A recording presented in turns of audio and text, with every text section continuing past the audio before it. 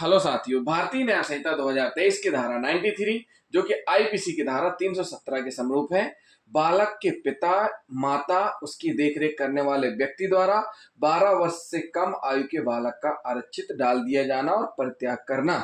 साथियों, पुराने कानून में भारतीय दंड संहिता इंडियन पेनल कोड में यह धारा 317 में वर्णित थी, 317 में थी। अब नए कानून में धारा 93 में वर्णित है। कितने में वर्णित है? धारा 93 में वर्णित है। साथियों, इसमें एक बात जो महत्वपूर्ण है वह यह है कि बालक जिसकी उम्र 12 वर्ष से कम है, उसके माता पिता संरक्षक के द्वारा एक ऐसे स्थान पर उसको छोड़ दिया जाए जहां उसको संरक्षण उपलब्ध ना हो, यानी उसकी देखरेख करने वाला कोई व्यक्ति ना हो, और वैसे स्थान पर छोड़ दिया जाना जो कि लावारिस स्थान हो। कैसा स्थान हो? लावारिस हालत में छोड़ दिया जाना, और ऐसे स्थान पर जहां पर उसको संरक्षण ना मिले, जिससे उसे हवा, पानी, सर्दी, गर्मी, जंगली जानवर आदि से खतरा हो। इस धारा में सबसे महत्वपूर्ण बात यह है कि इसमें 0 से 12 वर्ष तक के बच्चे और जीवित स्थिति में छोड़े जाते हैं। धारा 93 क्या कहती है? 0 से 12 वर्ष तक के बच्चों को जीवित हालत में छोड़ देना। जो कोई भी इस प्रकार का कृत्य करेगा उसको दंडित किया जाएगा इस धारा में। किस धारा में? धारा 93 में। जो कोई 12 वर्ष से कम आयु के बच्चे को, उसके चाहे माता पिता हो, उसकी देखरेख करने वाले संरक्षक को, अगर उसको लावारिस हालत में छोड़ते हैं जहां पर उसको संरक्षण नहीं मिल सकता, तो उस स्थिति में उनको इस धारा के तहत दंडित किया जाएगा, जिसमें दंड का प्रावधान है 7 वर्ष तक का कारावास और जुर्माना दोनों से दंडित किया जाएगा। साथियों, धारा 94 जो कि आईपीसी की धारा 318 के समरूप है। पहले पुराने कानून में आईपीसी जो चलती थी, अब 1 जुलाई से नया कानून लागू हो चुका है, उसमें 318 में वर्णित थी, अब धारा 94 में है। मृत शरीर के गुप्त बयान द्वारा जन्म छिपाना। साथियों, ये धारा बहुत महत्वपूर्ण है। बयान का मतलब होता है डिस्पोज, यानी कि ठिकाने लगाना, निपटाना।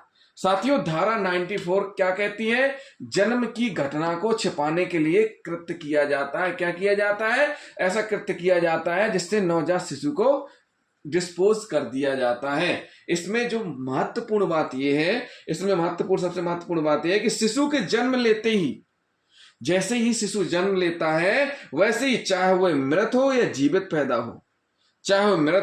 पैदा हो, यदि उसका जन्म लेना छिपाने के लिए उसके मृत शव को गुप्त रूप से गाड़कर या किसी अन्य तरीके से ठिकाने लगा दिया गया हो, तो अपराध उसके जन्म लेते ही पूर्ण हो जाता है। तो इस प्रकार का जो कोई कृत्य करेगा उसको इस धारा में दंडित किया जाएगा 94 में, जिसमें सजा का प्रावधान है 2 वर्ष तक का कारावास और जुर्माना दोनों से दंडित किया जाएगा। तो साथियों, ये 93 और 94 थी, हमने आपको दोनों बताई।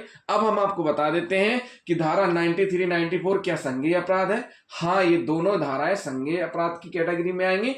इनमें संज्ञेय अपराध ऐसे अपराध होते हैं जिनमें पुलिस एफआईआर रजिस्टर्ड करके इन्वेस्टिगेशन करती है और बिना वारंट के अजमानती अपराध होने पर गिरफ्तारी भी करती है। साथियों, असंज्ञेय अपराध नहीं है। असंज्ञेय अपराध ऐसे अपराध होते हैं जिनमें पुलिस बिना न्यायालय की अनुमति से इन्वेस्टिगेशन नहीं कर सकती है और उस गिरफ्तारी के लिए वारंट की आवश्यकता होती है। जमानती अपराध है ये 93, 94 कैसा अपराध है? जमानती अपराध है। जमानती अपराध का मतलब यह होता है कि अभियुक्त जमानत की मांग अपने अधिकार के रूप में कर सकता है। तो इस प्रकार के अपराध जिनमें उसको जमानत का अधिकार हो, जमानती अपराध कहलाते हैं। अजमानती अपराध ऐसे अपराध होते हैं जिनमें जमानत की मांग अधिकार के रूप में नहीं कर सकता, वो न्यायालय के विवेक के ऊपर डिपेंड करता है जमानत देना है नहीं देना। समनी मामले ऐसे मामले होते हैं जिनमें समझौता हो जाता है, जिनमें क्या हो जाता है? समझौता। असमनीय मामले ऐसे होते हैं जिनमें समझौता नहीं होता है। तो धारा 93, 94 एक संज्ञेय अपराध है, असंज्ञेय अपराध नहीं है। जमानती अपराध है, अजमानती अपराध नहीं है। समनीय मामला नहीं है, अशमनीय मामला है।